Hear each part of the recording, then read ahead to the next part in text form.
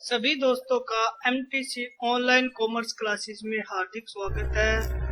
आज हम plus two class की बिजनेस स्टडी के first chapter nature and significance of management पर चर्चा करेंगे।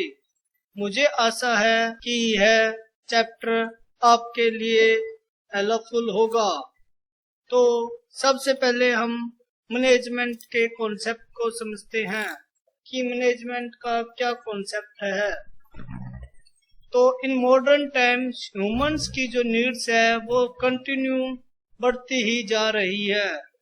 जो हर मनुष्य अपनी आवश्यकताओं को पूरा करना चाहता है और इन आवश्यकताओं को अगर एक अकेला पर्सन तो वह इन्हें स्वयं पूरा नहीं कर पाता, अर्थात यह एक अकेले पर्सन के लिए अपनी सभी आवश्यकताओं को पूर्ण कर पाना असंभव होता है।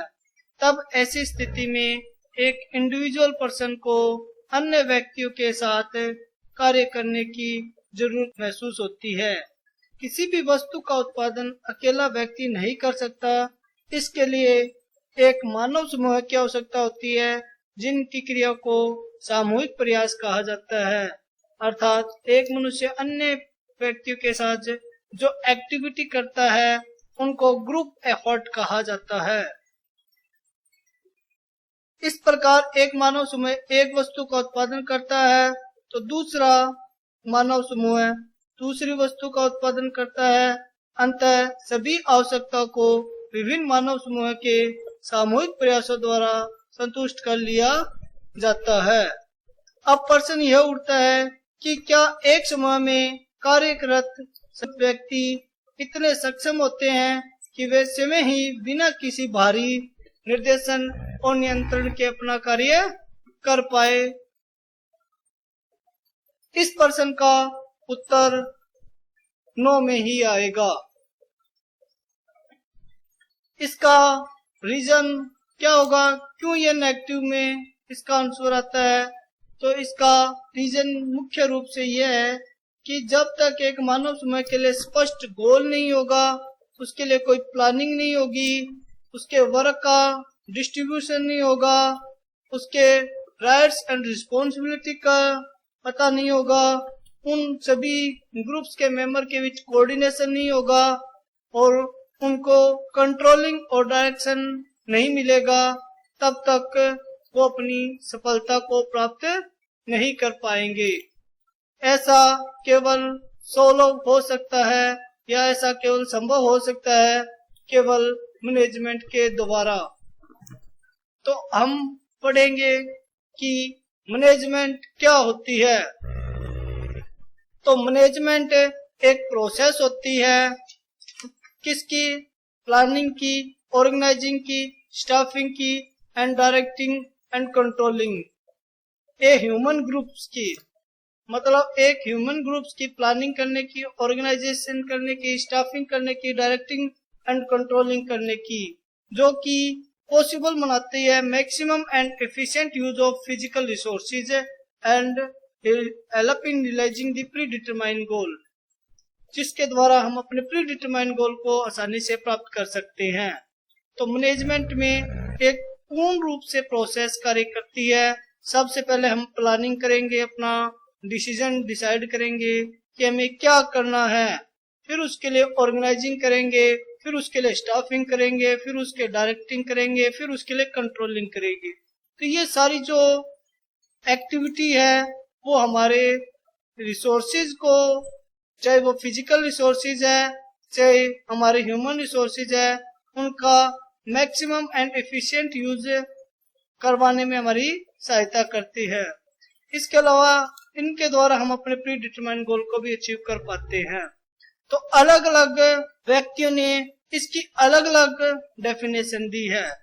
तो सबसे पहले लॉर्ड कुंज के according, management is the art of getting things done through order and with a formally organised group. अर्थात प्रबंध औपचारिक रूप से संगठित समूह में अन्य व्यक्तियों के साथ मिलकर कार्य करने या करवाने की कला है।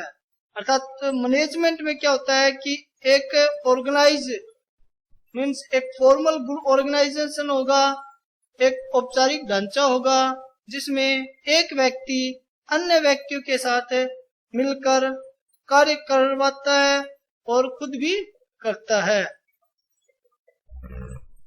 इसके अलावा F.W. टेलर ने भी मैनेजमेंट की एक परिभाषा दी थी। उसने कहा था मैनेजमेंट एक आर्ट है ऑफ नोइंग, यह जानने की कि व्हाट डू यू वांट, कि आप क्या चाहते हो, और इसके बाद ये देखना कि वो एक सही ढंग से और कम खर्चे में वो कार्य हो रहा है या नहीं हो रहा, वो सारी क्या है मैनेजमेंट है। इसके अलावा मैनेजमेंट में एफिशिएंसी और इफेक्टिवनेस दो वर्ड इंक्लूड किए जाते हैं। एफिशिएंसी का अर्थ होता है complete the work at low cost, अर्थात किसी भी काम को कम कीमत पर पूर्ण कर देना ही क्या कहलाता है, एफिशिएंसी कहलाता है।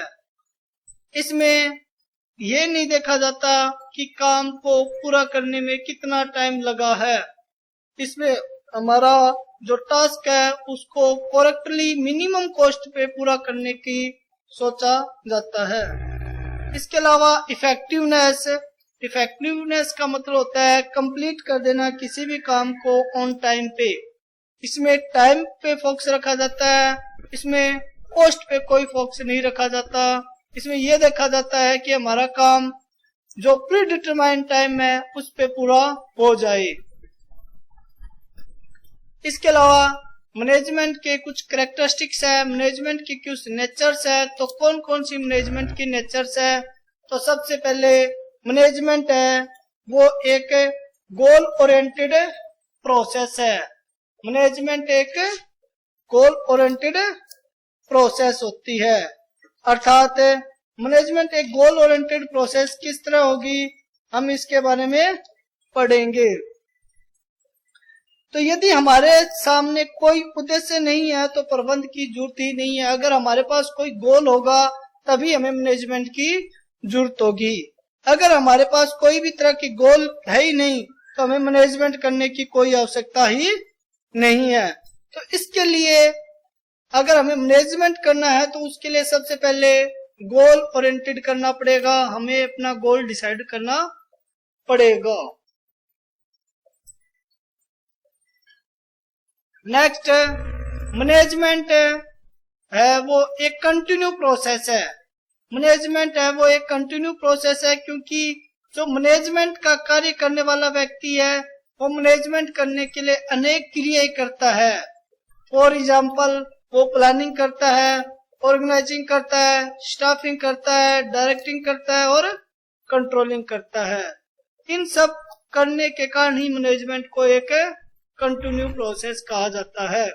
इसके अलावा मैनेजमेंट है वो मल्टी डायमेंशनल है, अर्थात बहुआयामी है। मैनेजमेंट में अनेक तरह के कार्य किए जाते हैं।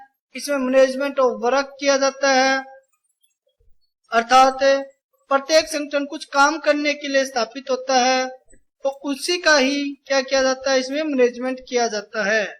मैनेजमेंट ऑफ पीपल्स किया जाता है, प्रत्येक संगठन कुछ काम करने के लिए लोगों का प्रयोग करता है तो उनका भी मैनेजमेंट किया जाता है मैनेजमेंट में। इसके अलावा मैनेजमेंट ऑफ ऑपरेशन, मैनेजमेंट में अनेक क्रियाओं का या प्रोसेस का भी मैनेजमेंट किया जाता है। It is A group effort. Management है वो एक तरह की ग्रुप एफर्ट होती है कि किसी भी संगठन की क्रियाओं को पूरा करने के लिए केवल अकेला व्यक्ति कोई भी कार्य नहीं कर सकता। उसको अगर सफलता प्राप्त करनी है तो उसे ग्रुप में काम करना पड़ेगा। तो मैनेजमेंट एक ग्रुप एफर्ट है। It is a dynamic function. Management है वो एक डायनेमिक फंक्शन भी है क्योंकि ये according to need, time and situation के अकॉर्डिंग या चेंजिंग बिजनेस एनवायरनमेंट के अकॉर्डिंग अपने आप को चेंज कर लेता है। It is a intangible force. Management एक इंटेंजिबल फोर्स है क्योंकि इसको ना तो हम देख सकते हैं ना ही इसको हम छू सकते हैं। इसको ओनली महसूस किया जा सकता है। किसके रूप में? अगर हमारा ऑब्जेक्टिव पूरा हो जाता है हमारे पीपल मोटिवेट हो जाते हैं और हमारा कोऑर्डिनेशन है वर्क में, या सभी हमें अपनी सफलताएं प्राप्त हो रही है, तो हम कह सकते हैं कि हमें हमारे ऑर्गेनाइजेशन में मैनेजमेंट पूर्ण रूप से प्रेजेंट है। तो इसके अलावा दोस्तों मैनेजमेंट के कुछ ऑब्जेक्टिव भी है। तो मैनेजमेंट के फर्स्ट ऑब्जेक्टिव है ऑर्गेनाइजेशन ऑब्जेक्टिव, अर्थात पूरे संगठन के लिए जो उद्देश्य डिसाइड किए जाते हैं वो क्या होते हैं, संगठनात्मक उद्देश्य होते हैं। तो ऑर्गेनाइजेशन ऑब्जेक्टिव में ऑल राउंड के इंटरेस्ट का ध्यान रखा जाता है, जैसे ओनर्स, एम्प्लॉइज, कस्टमर और गवर्नमेंट।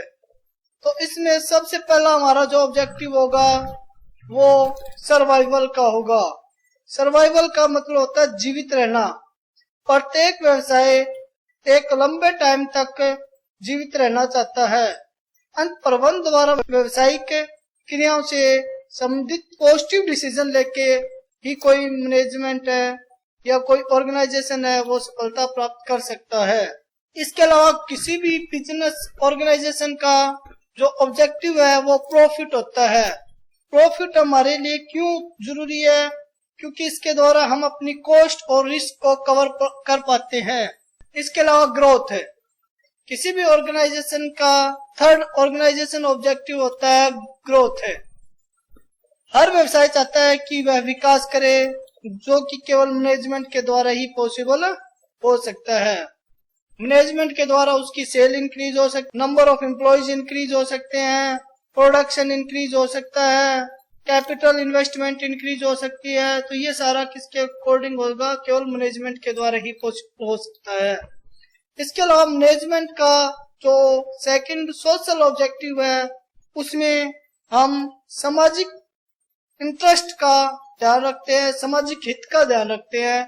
इसमें हम समाज के लोगों का ध्यान रखते हैं, क्योंकि जो हमारा बिजनेस है वो समाज में ही फलता और फूलता है, तो हमें समाज का भी ध्यान देना जरूरी होता है। इसके लिए प्रबंधक क्या चाहता है कि समाज के लोगों को अच्छी हेल्थ मिले, उनको सेफ्टी मिले। इसके अलावा वो समाज के लोगों को रोजगार के अवसर भी देना चाहते हैं, वो एनवायरनमेंट को पोल्यूशन होने से बचाना चाहते हैं। ये सारा किसके द्वारा पॉसिबल हो सकता है, मैनेजमेंट के द्वारा पॉसिबल हो सकता है। इसके अलावा इंडिविजुअल ऑब्जेक्टिव या पर्सनल ऑब्जेक्टिव क्या होता है किसी बिजनेस का। इंडिविजुअल ऑब्जेक्टिव में वो ऑब्जेक्टिव देखा जाता है जो कि कर्मचारियों से रिलेटेड होता है, जो कि हमारे ऑर्गेनाइजेशन में काम करते हैं। कोई ऑर्गेनाइजेशन है वो अपने एम्प्लॉयज को उचित रेम्युनरेशन दे सकता है, उनको अच्छा वातावरण प्रदान कर सकता है, उनको प्रॉफिट में हिस्सा दे सकता है। तो ये किसी भी मैनेजमेंट के मुख्य रूप से ऑब्जेक्टिव होते हैं। इसके अलावा मैनेजमेंट की क्या इंपॉर्टेंस है, तो मैनेजमेंट की फर्स्ट इंपॉर्टेंस है अचीविंग प्री डिटरमाइंड ऑब्जेक्टिव और गोल।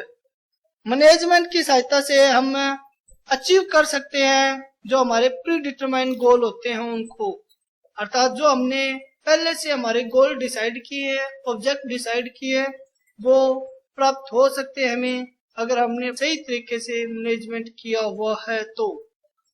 इसके अलावा ensure maximum utilisation of resources of production, और मैनेजमेंट की सहायता से हमारे जो रिसोर्सेज होते हैं उनका मैक्सिमम यूटिलाइजेशन हो सकता है, उनका सही तरीके से प्रयोग हो सकता है।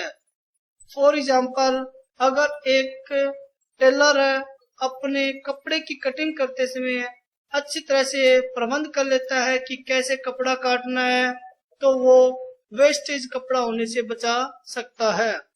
इसी तरह मैनेजमेंट है वो एस्टैब्लिश करता है गुड्स लेबर ओनर रिलेशनशिप।